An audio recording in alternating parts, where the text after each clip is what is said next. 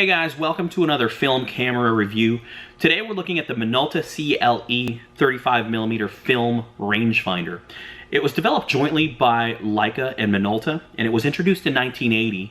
It's real similar to the Leica CL, which was introduced in 1973, but it was discontinued just a few years later.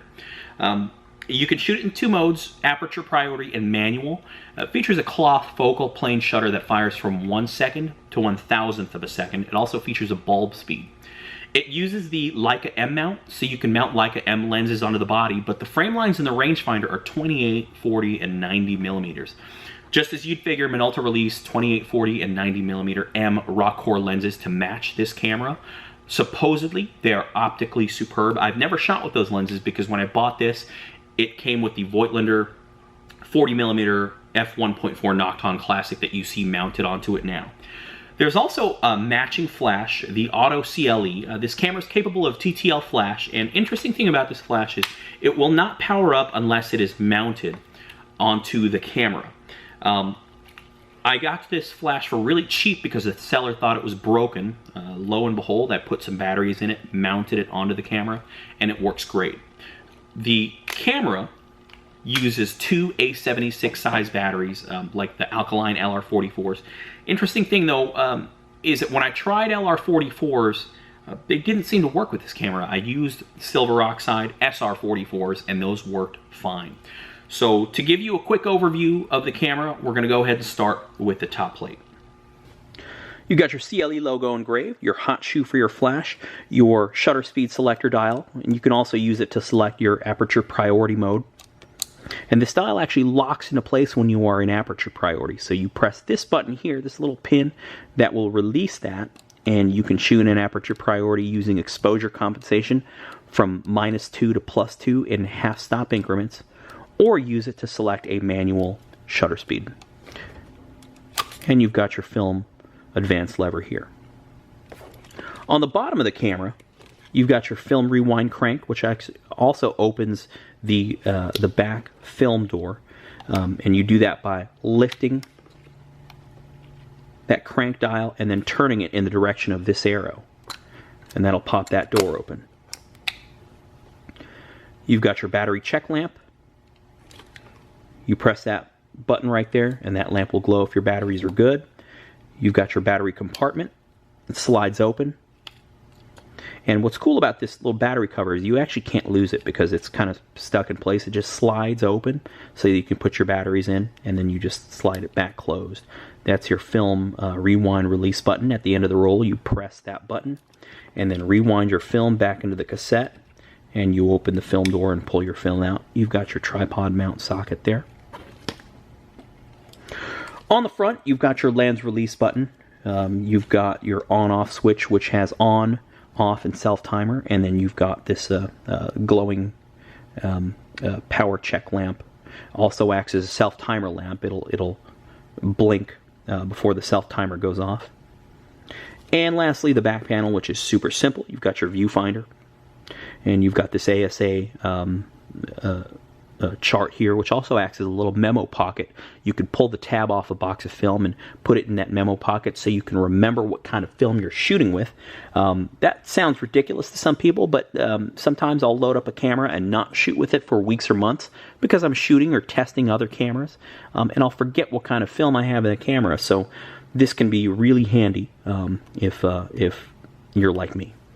Moving on to my personal opinion about the camera, I can honestly say that I love shooting with this camera. In terms of feel and performance, this is so far my favorite camera that I've ever shot with. Between the size, the way it feels in my hand, the way it shoots, I really, really enjoy shooting with this camera. Viewfinder is clear and bright, the film advance lever is metal, and it feels really sturdy, not like you're going to rip it out when you cock the shutter. The shutter is relatively quiet, though it's a little louder than a Leica M6 shutter. It's still really quiet. One of my favorite things about this is the shutter button, which is found on a few other cameras, like the Minolta X700, which I also have.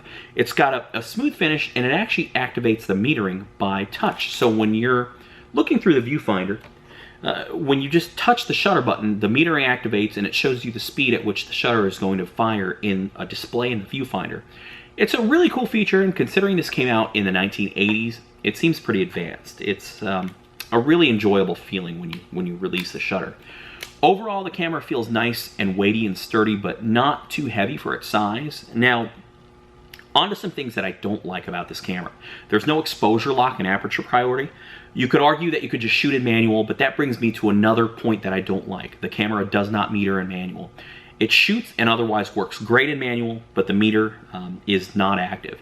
A workaround that people suggest is to take a meter reading in aperture priority, then move it into manual, but that's kind of a clunky workaround and not a real solution if you're looking for a fast way to lock your exposure and you're shooting kind of fast.